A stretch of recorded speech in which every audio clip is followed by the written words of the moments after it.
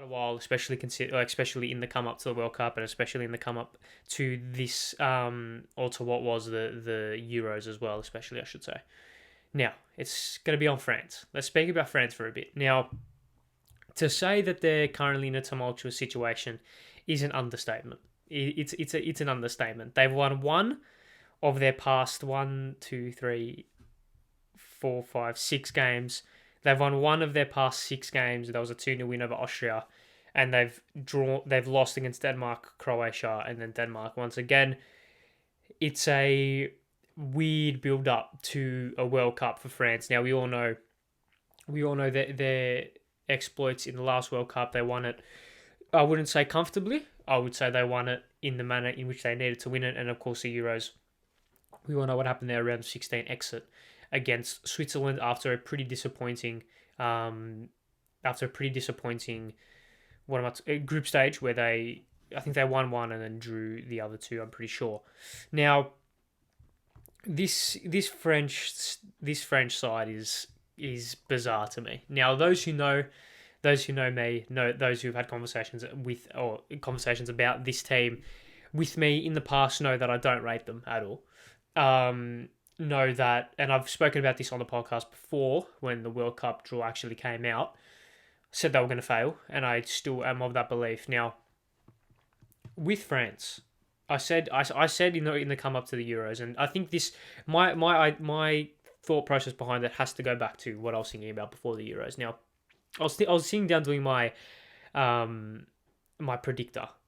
And I looked at France, and everyone had France in the final. Everyone had France in the semis or the final because of the talent. Like, the talent they've got is unbelievable. However, I looked at them and I thought, I just don't rate them. And the reason why I don't rate them is that because if you look at what they were able to do at the World Cup, and this is going to tie back to what I think about them in general, right? If you look back and think about what they did at the World Cup, they beat Australia in the first group game, which funnily enough is the first group game they'll play in November, through a pretty dodgy penalty and an own goal. They then beat Peru 1-0, which, is a pretty good win, but they didn't dominate that game by any means. That was a very even game. They drew against Denmark. They copped 3 against Argentina. Granted, they won 4-3, but that was pretty much all to do with some Mbappe brilliance on the counter-attack and a freakish goal from Pavard. Once again, got dominated in that game. Uruguay, they won 2-0 from what I can remember, a spilled shot by the Uruguayan goalkeeper for the second goal, and I think a corner for the first goal. And then they beat Belgium 1-0 off a corner as well. And then, of course, we all know their exploits against Croatia, where they won off a dodgy VAR decision for the handball, off an own goal, and 2 shots which Subasic really should have saved in the second half. Once again, they got dominated in that game as well.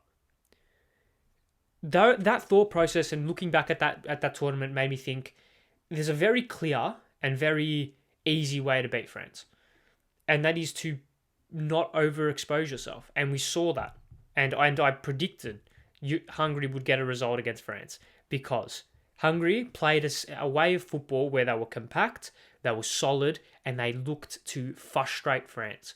France don't have the tactical ability to break down teams. They don't. France's disparity from talent to actual tactics is probably one of the worst in international football. They are terrible. Like, seriously. They cannot break teams down at all. We've seen it in their last 6 games. They've only won once. They can't break any team down. They rely too heavily on individual brilliance. They rely too heavily on counterattacks, and they rely too much on a Paul Pogba piece of individual brilliance and Mbappe counterattack, corners, set pieces, whatever. For the talent that they have at their disposal, it is very concerning. It is very concerning because they got dominated against Germany in their first group game and got away with a win off a counter-attack, I think. Or off an own goal even. Hungary, they dominated the game against Hungary, but as you should when you're France, and they still couldn't win. And then against Portugal, it was a pretty even game where Portugal probably should have won. I think from what I can remember, they had pretty much more chances. Granted, I think they scored 2 penalties. But those 3 games gave me no confidence heading into the game against Switzerland, and I called it. Switzerland were going to win. Granted, they won on penalties, but you can't exactly tell me that was a convincing performance from France, especially in the first half. They got 3-1 up and they got comfortable. And even in extra time, they couldn't break Switzerland down. And Switzerland, let's not remember, had a penalty to put them 2-0 up. I can't remember, let me check who had that penalty and missed. If Ricardo Rodriguez scores that penalty, Switzerland go 2-0 up and win the game. And then 5 minutes later, they're 2-1 down. And then 20 minutes later, Paul Pogba puts them 3-1 up, and then we all know what happened. France, the reason I say this, and France are just, I've said this for a long time, actually. And I say a long time, it was before the Euros. And those who know have receipts. And you know who you are. France are not a good international football team. They're not. That World Cup is probably, looking back at it, watching some of the games back, probably one of the least convincing World Cup wins I've ever seen. Or I should say, not I've ever seen, but that I've ever looked at. I think the Germany side of 2014 destroys that France team in 2018. Absolutely destroys them. That Spanish team in 2010 passes them off the park, and it's not even funny. Like, it's not even funny how easy that Spanish team in 2010 just destroys that France team. This France team. It's not even funny. And the reason I say this, not because I have a vendetta against France, not because Australia versus France, and I want to hype myself up to think that Australia can get a result against France, but I'm convinced. I think all 3 teams in that group can get a result against France. If Hungary can get a result against France, Tunisia, Australia, and Denmark can definitely get results against France. The formula's there. They've changed to a 3 at the back system, but all that's done is just moved players around. Unless something clicks from now until the World Cup, I guess I'll be proven wrong. Unless something clicks from now until the World Cup, I guess we'll see. But for the longest time, they played a 4-2-3-1 system that kind of moved to a 4-4-2 in a sense with Mbappe. Well, it was Mbappe up front with Griezmann kind of pushing alongside him. Now with Benzema into the fold, who for somehow adding Benzema hasn't improved them. All it's done is just given them another player that can produce a bit of individual brilliance for them. Now, really, it's going to be Mbappe on the left, or what it was Mbappe on the left, Benzema up front, Griezmann in behind, and then maybe Dembele or someone else on the right-hand side. So, I mean, I don't want to make myself sound like an idiot. But I think I said this at the time. I don't think France will get out of the group in the World Cup. I don't. I think Denmark beat them. I think Denmark beat them quite, not comfortably, but I think they just beat them. I think they are much more tactically fluid than them, and I see either one of Australia or Tunisia taking a point off them, maybe even both. That's not because I rate Australia or I rate Tunisia, not in the slightest. I just don't think France will be able to break those teams down if those teams set up in the right way. And there's been a blueprint there. They've won once in their last 6 games. And they got beat by Denmark. They got beat by Denmark this morning. And the side they put out, Areola, Saliba, Upamecano, Badiashile. Three of the best young centre-backs in the world. I'm sorry. Badiashile is a very, very exciting prospect. Upamecano has proven himself, and Saliba's had a fantastic start to the season. On the right, you had Pavard and then Ferland Mendy as either fullback. You had Camavinga and Chouameni as a double pivot. That is ridiculous. And then you had a front 3 of Giroud, Mbappe, Griezmann. How can that team not score against Denmark? And how can that team not at least create anything meaningful? Denmark were just so much more, not clinical, but so much more dangerous, especially going forward. And that's not something that we've come to expect from a France team who have for so long been this ruthless, exciting, exhilarating team. Who like if you look at some of the players that didn't play that probably would start, you'd say Varane.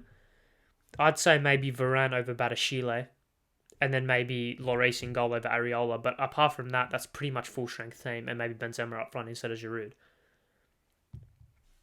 But there's just nothing here. There's nothing exciting, and there's nothing willing to show me, or there's nothing showing me that they're a good football team. A good football team. Their individuals, probably player for player, the best group, the best squad at the World Cup. It probably will be. Maybe France will challenge. Brazil will challenge that.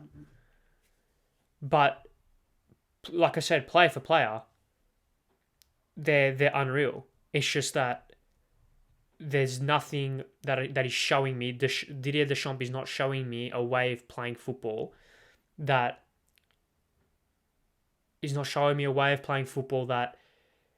excites me or that convinces me that they'll be able to break teams down.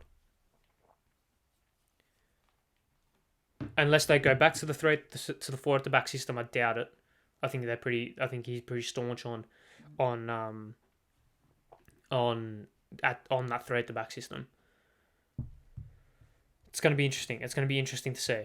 And I said this in not November. I said this when the draw came out. I don't think France will get out of the group stage, and I back that. This international break, and the more I've looked into France, and the more I've kind of figured out what they're doing, this France team won't make it out of the group stage at the World Cup. Definitely not. I don't know who gets in over I don't know who gets in over them. I'd love it to be Australia. But there's nothing there that convinces me about them. Nothing there that convinces me about them. They're a group of individuals that on the international stage won't do anything. Too reliant on Mbappe, too reliant on Paul Pogba. They were too reliant on N'Golo Kante to be their pretty much only defensive midfielder. And now with Tchouameni and Camavinga, they've got a little bit more security. Granted, neither of them will be as good as Kante is defensively, but at least they get more depth there in that area. Their players, like I said, individually player for player, they're so exciting, but as a team, they're bland, they're boring, they're dull, they're uninspiring, they're incoherent, they're just so disconnected. And that's what's telling me that they won't make it out of the group stage. It's going to be interesting. And if I'm proven wrong, feel free to come at me and give me all this. But if I'm right, and I think I will be right, because I called their downfall at the Euros, and I'm going to call their downfall at the World Cup. This has nothing to do with the curse, by the way. That World Cup winner's curse. Maybe it does. Maybe it does. And maybe this is just like another chapter of this really bizarre tale. But I think they could have not even made the World Cup last time. And this would still be my opinion of them. I'm not convinced. Anyway, let's move on. That's probably enough of that talking point. Let's go